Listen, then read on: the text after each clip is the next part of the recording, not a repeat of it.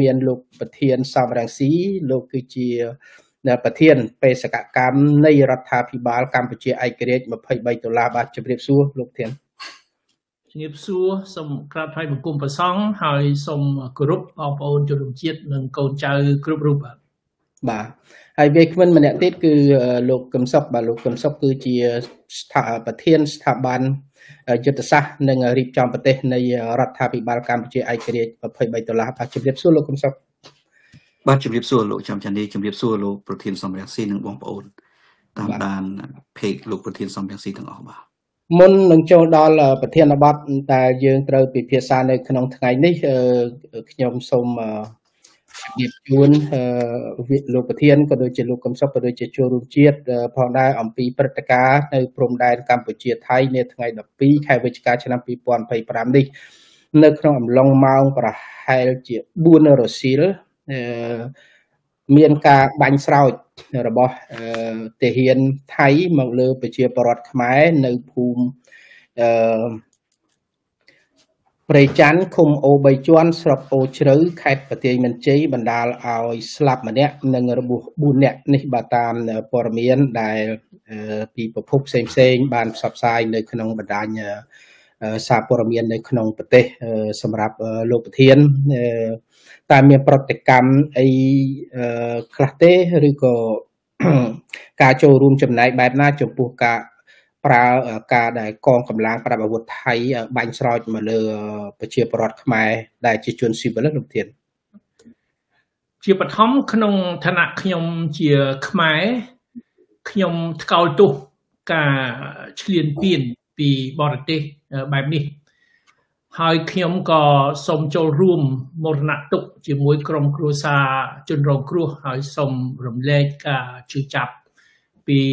ជនរងគ្រោះដទៃទៀតហើយពីបងប្អូនជនរួមជាតិយើងទាំងអស់ដែលមានការជឿចាប់ពីការឈ្លានពានពីសំណាក់បរទេសនេះបាទណាលោកធានឥឡូវយើងក៏លេខមកចូលប្រធានបទយើងវិញដោយដែលបងប្អូនចូលរួមជាតិបានជ្រាបស្រាប់លោកប្រធានក៏ដូចជាលោកកឹមសុខបានជ្រាបហើយថាថ្មីនេះសហរដ្ឋអាមេរិកអង់គ្លេសដែលជានឹងប្រទេសអង់គ្លេសដែលជាប្រទេសនាំមុខគេ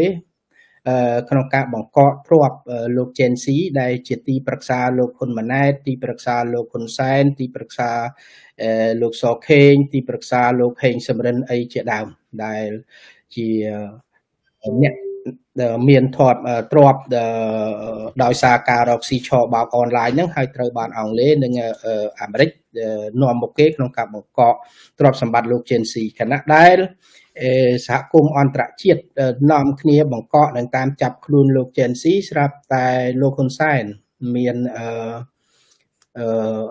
ផែនការក្នុងការយកមាសចំនួន54តោនពីអាមេរិកពីអង់គ្លេសពីស្វីសអីជាដើមហ្នឹងដែលជាទុនបំរុងរបស់ជាតិហ្នឹងយកទៅតម្កល់យកទៅទុកនៅក្នុងប្រទេសចិនតើវាមូលហេតុអីបានជាបណ្ដាលឲ្យលោកហ៊ុនសែនមានផែនការរបៀបហ្នឹងលោកធានជាបឋមខ្ញុំសូមជម្រាបបងប្អូនជនរួមជាតិនិងកូនចៅទាំងអស់ថាមាស54តោននេះគឺជាទ្រព្យសម្បត្តិរបស់ប្រទេសកម្ពុជាជាទ្រព្យសម្បត្តិរបស់ប្រជារាស្ត្រខ្មែរទាំងមូលហើយមាសនេះគឺមានតាំងពីសម័យសង្គមរាស្ត្រនិយមកាលពីសម្ដេចព្រះនរោត្តមសីហនុព្រះអង្គដឹកនាំប្រទេសគឺព្រះអង្គធ្វើឲ្យសេដ្ឋកិច្ចរីកចម្រើនហើយបានរៀបចំប្រព័ន្ធមួយដែលយើងបានទៅដាក់មាសឲ្យគេរក្សាមាសឲ្យយើងនៅប្រទេសស្វីសនិងប្រទេសអង់គ្លេសចក្រភពអង់គ្លេសនោះអញ្ចឹងជាគេណាជាគេដូនតាយើងជាគេបុព្វបុរសខ្មែរដែលទុកឲ្យខ្មែរឥឡូវនេះទុកឲ្យខ្មែរបច្ចុប្បន្ននេះតែយើងឃើញថាលោកហ៊ុនសែនគាត់ស៊ីគេដូនតាយើងពេលគាត់ស៊ីតែម្នាក់គាត់ណាគាត់មិនចាត់ទុកថានេះជាគេនៃប្រជាពលរដ្ឋខ្មែរទាំងមូលគ្រួសារខ្មែរនីមួយ គឺត្រូវតែទទួលបានចំណែកមួយនៃគេនេះតែលោកហ៊ុនសែននៃក្រុមគ្រួសារហ៊ុនសែនគាត់យកគេពីដូនតាយើងយកទៅចាត់ចែងយកទៅចាយវាយកទៅបំផ្លាញតាមតែអំពើចិត្តរបស់គាត់យើងឃើញថាព្រៃឈើក៏អស់ដីក៏អស់រ៉ែក៏អស់ឥឡូវចង់អស់មាសទៀតហើយមាសនេះគេបានរក្សាទុកណាយូរឆ្នាំ60 70ឆ្នាំមកហើយអត់មានណាប៉ះពាល់ទេក្រោយពីសម័យសង្គមរាជនិយមយើងដឹងថាមានរដ្ឋប្រហារលោក Donald ឆ្នាំ 1970 របប Donald របបសាធារណរដ្ឋខ្មែរហ្នឹងក៏អត់បានប៉ះពាល់របបខ្មែរក្រហមក៏អត់បានប៉ះពាល់ពីព្រោះគេដឹងថានេះជាទ្រព្យសម្បត្តិជាតិមិនត្រូវទៅកកកាយទៅយកទៅប្រើប្រាស់អត់បានការទេហើយរបបកម្ពុជាសាធារណរដ្ឋប្រជាមានិតកម្ពុជាក្រោយពីកងកម្លាំងវៀតណាមមកគ្រប់គ្រងប្រទេសកម្ពុជាយូរឆ្នាំ10ឆ្នាំ20ឆ្នាំក៏អត់បានប៉ះពាល់ហើយដល់មិនដឹងពីព្រោះរឿងនេះវាមានឯកសារស្មុគស្មាញនីតិវិធីក៏ស្មុគស្មាញហើយដល់យើងបដូររបបបដូររដ្ឋាភិបាលទៅវាបាត់ឯកសារបាត់ទិន្នន័យដូចថាយើងជួលច្បល់ខាងយើងក៏មួយរយៈពេលទៅមាសនេះដែលតម្កល់ទុកនៅបរទេសស្រាប់តែថ្មីនេះមានការស្រាវជ្រាវគេប្រាប់លោកហ៊ុនសែនថាយើងមានមាសតម្កល់ទុកយូរឆ្នាំហើយរាប់សិបឆ្នាំមកហើយបានលោកហ៊ុនសែនគាត់ចន្លោតគាត់ហៅបានជាឱកាសដើម្បីគាត់ផ្លាំជាតិថែមទៀតដែរគាត់យកគេពីដូនតាយើងគាត់យកទៅប្រើប្រាស់តាមតែអំពើចិត្តរបស់គាត់អញ្ចឹងបញ្ជាក់ម្ដងទៀតណាមាសនេះគឺជាស្នាដៃស្នាប្រហ័សសម្ដេចព្រះនរោត្តមសីហនុតាំងពីយូរយើងណាស់មកហើយអញ្ចឹងយើងមិនត្រូវបណ្ដោយឲ្យអ្នកណាយកគេដូនតាយើងនេះយកទៅបំផ្លាញដោយហ៊ុនសែនគាត់មានបំណងឯងហើយខ្ញុំសូមបញ្ជាក់ថាមិនទាន់មានការផ្ទេរអ្វីដែលរបបហ៊ុនសែនគាត់បង្ហើបថាគាត់មានបំណងមានគម្រោងផ្ទេរមាសនេះទៅប្រទេសចិនណានឹងមិនទាន់បានធ្វើនៅឡើយទេគេគាត់ទៅឆោគេសាកល្បងគេបង្ហើបពីឆន្ទៈរបស់គេពីលទ្ធភាពនេះដើម្បីគេស្ទាបស្ទង់មើលប្រតិកម្មតើប្រតិកម្មជាពិសេសប្រតិកម្មអន្តរជាតិប្រតិកម្មខ្មែរជនជាតិខ្មែរគឺច្បាស់ជាមិនព្រមទេប៉ុន្តែគេចង់ដឹងថាតើអន្តរជាតិប៉ូលីស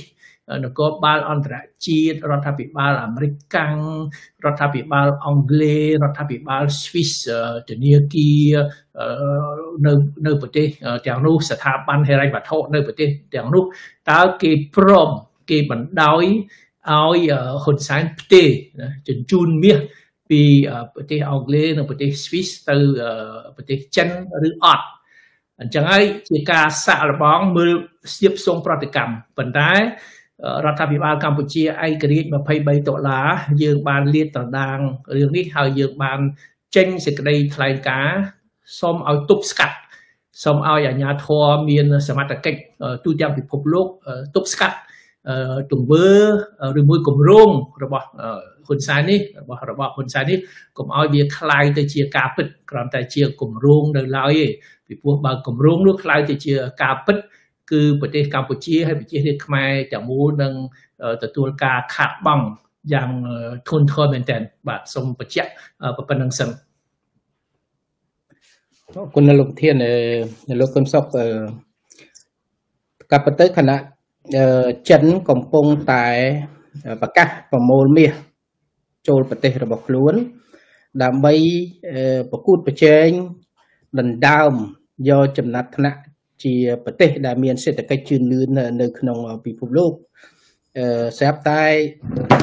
លោកហ៊ុនសែនបែរជាមានគំនិតយកមាសដោយដែលលោកប្រធានមានប្រសាសន៍មិញហ្នឹងពីប្រទេសសេរីយកទៅដាក់នៅក្នុងប្រទេសចិនទៅវិញលោកកឹមសុខអាចធ្វើការវិភាគបន្តិចបានទេថាតើអ្វីទៅជាបំណងពិតប្រាកដរបស់លោកហ៊ុនសែននៅក្នុងខណៈនេះមុននឹងដល់វិភាគបញ្ហានេះខ្ញុំសូមចាប់អារម្មណ៍រឿងទាហានថៃ បាញ់ប្រហារលើប្រជាពលរដ្ឋខ្មែរស្លុតត្រង់បន្តិចកម្ពុជារបស់យើងពិតជាគួរឲ្យសង្វេគប្រជាពលរដ្ឋខ្មែរពិតជាគួរឲ្យអាណត្តិអាធមណាស់នៅក្រោមរបបគ្រប់គ្រងរបស់លោកហ៊ុនសែនទាហានថៃមិនខ្លាចបាញ់ទេពីព្រោះទី1ភាគីថៃគេដឹងថាមេដឹកនាំនៅលើទឹកដីកម្ពុជាបច្ចុប្បន្នលោកហ៊ុនសែនគឺជាអក្រិតជនអន្តរជាតិពាក់ព័ន្ធទៅនឹងអក្រិតកម្មឆ្លងដែននោះដូច្នេះពួកអក្រិតជនអន្តរជាតិដូចជាលោកហ៊ុនសែនមិនហ៊ានប្រើច្បាប់អន្តរជាតិឧទាហរណ៍មិនហ៊ានប្តឹងទៅតុលាការយុត្តិធម៌អន្តរជាតិដើម្បីជំរះបញ្ហាទេមិនហ៊ានប្រើកិច្ចព្រមព្រៀងសន្តិភាពទីក្រុងប៉ារីសទេពីព្រោះកាលណាប្រើតុលាការ ICJ តុលាការយុត្តិធម៌អន្តរជាតិលោកហ៊ុនសែនខ្លួនឯងជាប់ចោទពីបទអក្រិតកម្មធំនៅឯតុលាការ ICC គឺតុលាការអក្រិតកម្មអន្តរជាតិដូច្នេះថៃគេដឹងចំណុចខ្សោយនឹងច្បាស់ណាស់ទី2លោកហ៊ុនសែនបច្ចុប្បន្នកាំងរឿង2ដែលថៃមិនខ្លាចទេរឿងទី1ច្បាស់ណាស់ទំនាក់ទំនងរវាងលោកហ៊ុនសែននិងមេដឹកនាំថៃកន្លងមកថៃគេមានភស្តុតាងនៅក្នុងដៃគ្រាន់តែគេអត់បញ្ចេញគេទុកគម្រាមលោកហ៊ុនសែនដើម្បីទាមទារផលប្រយោជន៍សម្រាប់ជាតិគេហើយទី2លោកហ៊ុនសែនក៏ត្រូវតែរណបគេដើម្បីអង្វរកុំឲ្យគេបញ្ចេញភស្តុតាងហើយមួយវិញទៀតក៏អង្វរគេដើម្បីឲ្យគ្នាគាត់ដែលប្រព្រឹត្តអក្រិតកម្មលាងលុយកខ្វក់ដូចជាអុកញ៉ាជុំវិញលោកហ៊ុនសែននោះមានមុខរបរនៅថៃឡើងវិញដើម្បីយកលុយមកចិញ្ចឹមអំណាចចំណុចខ្សោយទាំងនេះភាគីថៃគេដឹងយ៉ាងច្បាស់ហើយគេមិនខ្លាចទេហើយកម្ពុជារបស់យើងរងគ្រោះរហូតបើដឹកនាំដោយក្រុមគ្រួសារហ៊ុនម្ល៉េះហើយចំណុចដែលសំខាន់នៅពេលនេះលោកហ៊ុនសែនគាត់ដឹងថាដំណើរវិវត្តនៃរដ្ឋាភិបាលក្រុមគ្រួសារហ៊ុនរបស់គាត់វាដល់ចំណុចទាល់ច្រកជាច្រើនដែលមិនអាចដោះស្រាយចេញអញ្ចឹងហើយបានជាគាត់នឹកឃើញយកលុយសំទោសយកមាសទៅតម្កល់ទុកនៅប្រទេសចិនតាមពិតផែនការនេះគេមានកិច្ចព្រមព្រៀងរួចជាស្រេចទៅហើយគេអនុវត្តហើយគេនឹងអនុវត្តក៏ប៉ុន្តែគ្រាន់តែថាវាមានការលំបាកក្នុងការយកមាសពីអង់គ្លេសឬក៏ពីស្វីសទៅដាក់នៅចិនយ៉ាងណាមាសដែលនៅឯធនាគារនៃប្រទេសកម្ពុជាគឺច្បាស់ជាយកទៅដាក់នៅប្រទេសចិនហើយហើយអ្វីបានជាលោកហ៊ុនសែនដាក់មាសនៅប្រទេសចិនចំណុចដែលសំខាន់ទី1លោកហ៊ុនសែនរបបរបស់គាត់ដឹងច្បាស់ណាស់ថាពួកគាត់ទាល់ច្រកនឹងការសម្របសម្រួលពាណិជ្ជកម្មអន្តរជាតិជាមួយលោកសេរីហើយដូច្នេះហើយដើម្បីលួងចិត្តចិនហើយចិនក៏ទាមទារឲ្យមានការធានាដែរពីព្រោះរបបនឹងជារបបមិនទៀងដែលប្រឈមនឹងការដួលរលំចិនត្រូវតែទាមទារឲ្យលោកហ៊ុនសែនយកមាសទៅដាក់នៅស្រុកចិនប្រសិនបើរបបនឹងដួលរលំហើយជំនួញរវាងចិនហើយនឹងរបបលោកហ៊ុនសែននឹងដើរទៅមុខមិនរួចចិនគេយកមាសនឹងតែម្ដងចំណុចទី2លោកហ៊ុនសែនខ្លួនឯងក៏ដឹងដែរក្នុងការប្រឈមក្នុងស្ថានភាពបច្ចុប្បន្នការរកស៊ីជាមួយប្រទេសសេរីប្រជាធិបតេយ្យមានការលំបាកការប្រមូលចំណូលក៏ពិបាកហើយក៏ប្រឈមទៅនឹងចំណាត់ការរបស់ FBI អាមេរិកសមត្ថកិច្ចអង់គ្លេសប៉ូលីសអង្គាពូលក្នុងការតាមចាប់ជេនស៊ីក៏ពាក់ព័ន្ធទៅនឹងលោកហ៊ុនសែនដែរដូច្នេះវានឹងកាំងពាណិជ្ជកម្មអន្តរជាតិជាមួយប្រទេសសេរីម្ល៉េះហើយលោកហ៊ុនសែនសម្រេចចិត្តយកមាសទៅដាក់នៅស្រុកចិនមួយចំណែកដើម្បីធានាថាពាណិជ្ជកម្មខ្លះជាមួយចិនអាចដើរបាននៅក្នុងការសង្គ្រោះរដ្ឋាភិបាលហ៊ុនម៉ាណែតកូនប្រុសរបស់គាត់ចំណុចមួយទៀតការដាក់មាសនៅស្រុកចិននេះណាវាជាផ្នែកមួយនៃការលាងលុយកខ្វក់ដ៏សំខាន់បងប្អូនយើងមួយចំនួនបារម្ភថាដាក់មាសនៅស្រុកចិនខ្លាចចិនយកទៅដោះដូរជាមួយនឹងការសងបំណុលខ្ញុំថាប្រសិនបើចិនយកមាសយើងទៅទូទាត់នឹងការសងបំណុលវាមិនខាតយើងប្រមាណទេក៏ប៉ុន្តែរឿងមួយដែលវាខាតបំផុតនៅត្រង់ថា រដ្ឋាភិបាលក្រុមគ្រួសារហ៊ុននិងរដ្ឋាភិបាលចិនសំទោសភាគីចិនអាចរកស៊ីជាមួយគ្នាក្នុងផ្នែកណាមួយដល់ទៅពេលរដ្ឋាភិបាលកម្ពុជានៅក្នុងពេលបច្ចុប្បន្ននេះយើងមិនហៅថារដ្ឋាភិបាលទេរបបភ្នំពេញរបស់លោកហ៊ុនម៉ាណែតក្នុងពេលបច្ចុប្បន្នដួលរលំដូច្នេះការខាត់បងទាំងប៉ុន្មានរបស់ចិនគេរឹបអូសយកមាសនឹងតែម្ដងប៉ុន្តែចំណុចមួយសំខាន់បំផុតដែលគេអាចលាងលុយកខ្វក់ពីការយកមាសទៅដាក់នៅប្រទេសចិននៅត្រង់ណាឧទាហរណ៍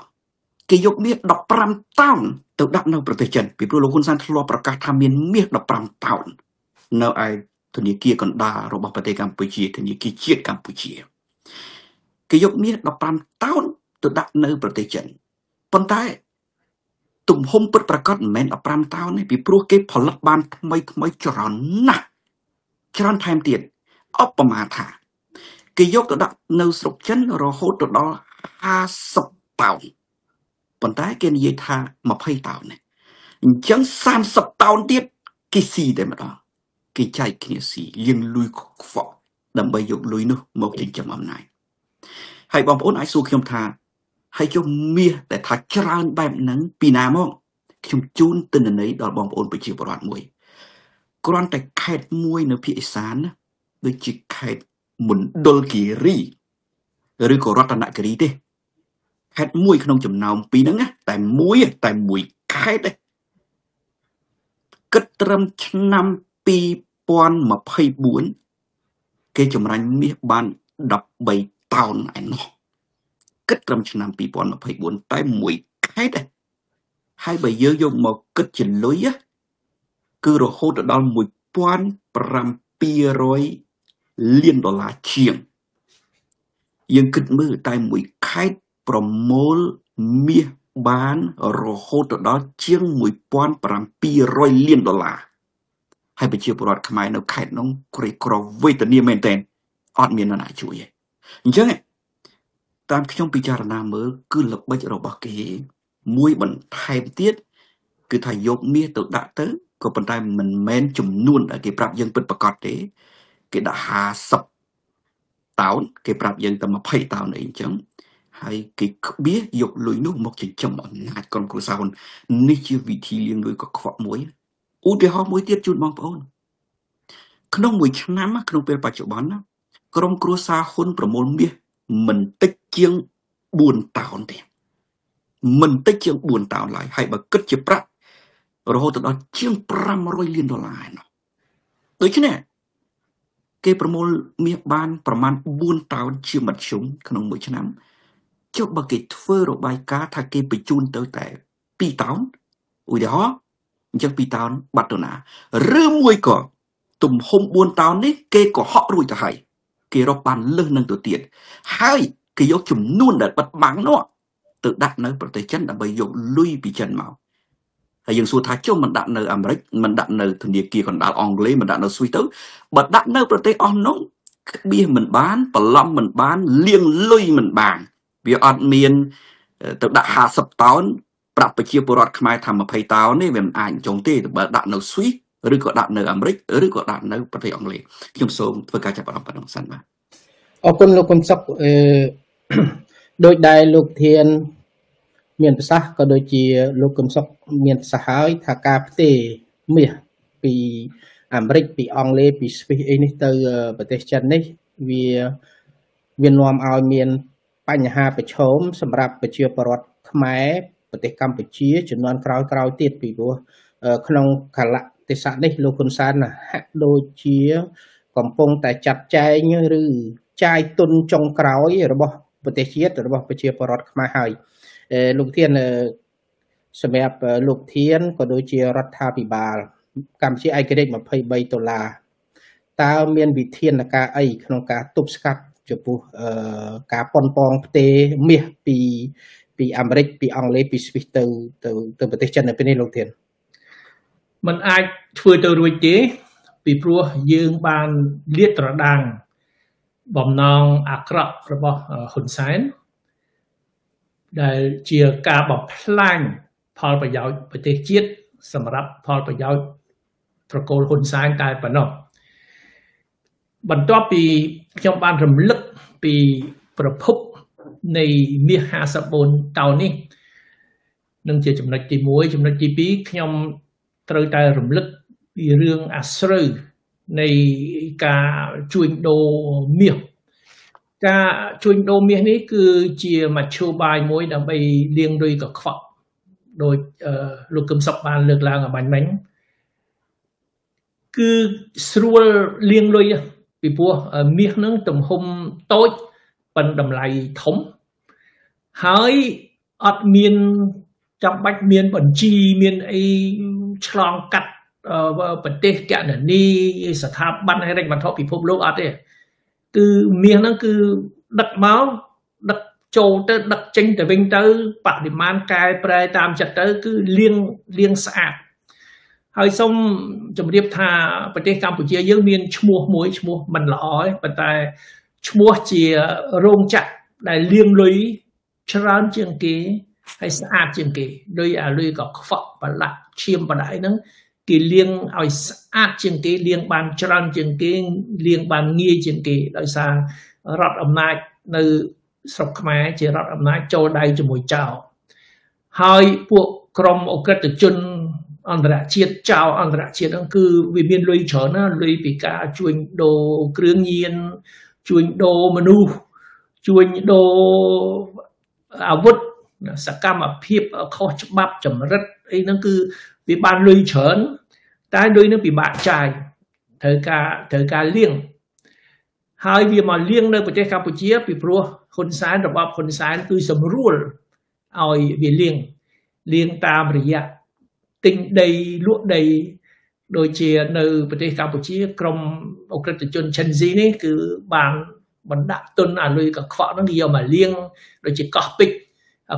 ឃើញសង់អាគារអីស្ដុកស្ដំហ្នឹងគឺស្ទើរតែលុយ Gen Z ទាំងអស់ហ្នឹងលុយចោលប៉ុន្តែណាយកលុយចោលមកគ្រប់គ្រងតែហ្នឹងគឺមានទោសដែរហ៊ុនសែននឹងមានទោសហើយទោសតាក់ទងនឹងការឃុំឃាំងមនុស្សធ្វើជារនកម្មមនុស្សបង្ខំឲ្យមនុស្សធ្វើការរហូតដល់សម្លាប់មនុស្សជនរងគ្រោះដែលគេ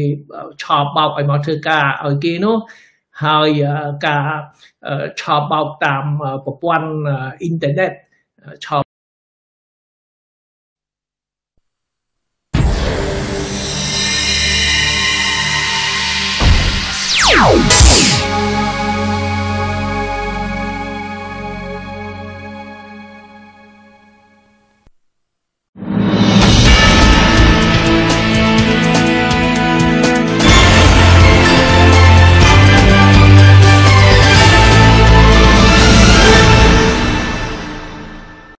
កម្ពុជាគឺជាលើកទី1ដែលអ្វីខ្ញុំផ្សេងសូមគោរពបងប្អូនជនរួមជាតិដែលកំពុងតែស្ដាប់រឿងប៉ះពាល់ដល់